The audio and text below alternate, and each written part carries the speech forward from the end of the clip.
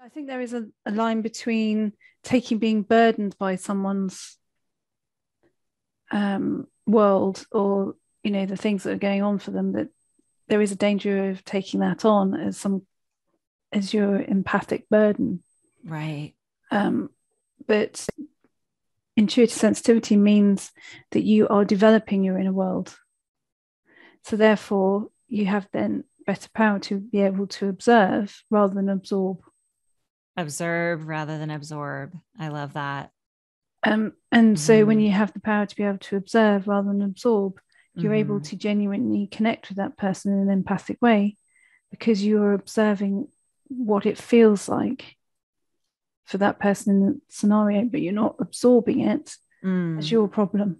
Very big distinction, Mm. which can drains a lot of empaths. It drains a lot of people. It's hard to sustain. It's hard to sustain if you're a coach, service business. It's hard to sustain your enthusiasm if you're always feeling burdened by clients' lives. Right. So it's important to learn how to manage that, how to create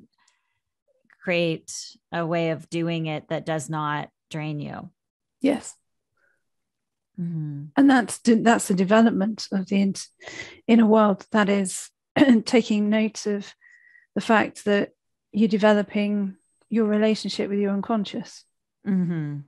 Because if we look at it and how the unconscious works, that's 88% of who we are. We're only 12% conscious.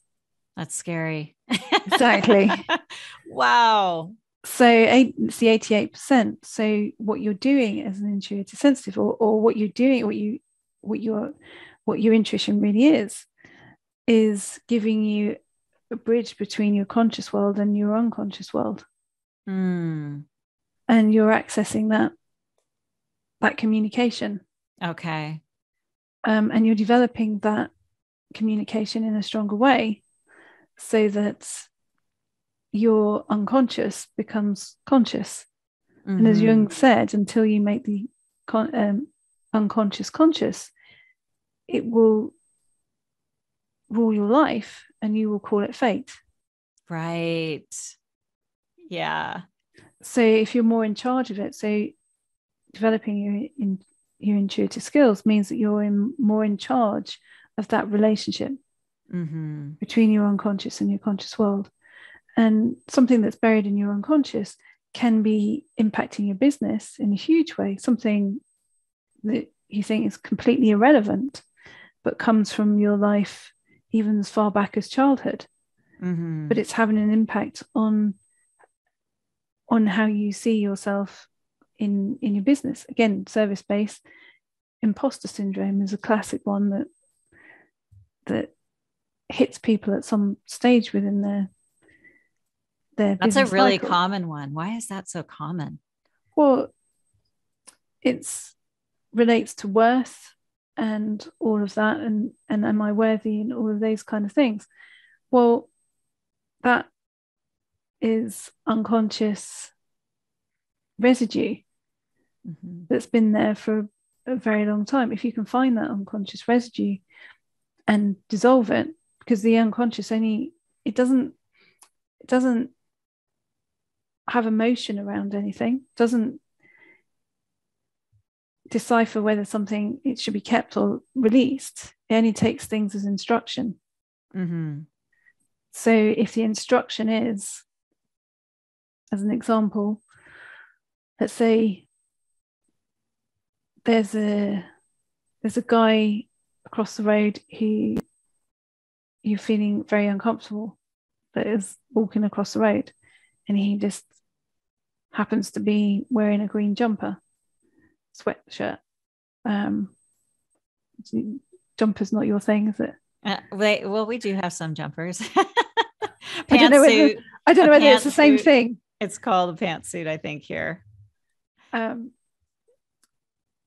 And he could be walking down the street in a green sweatshirt, and then you think, oh, I don't like him, not sure about him. Or he turns up as a client, going, oh, I'm not sure, I don't know if I can help him, with all this kind of stuff.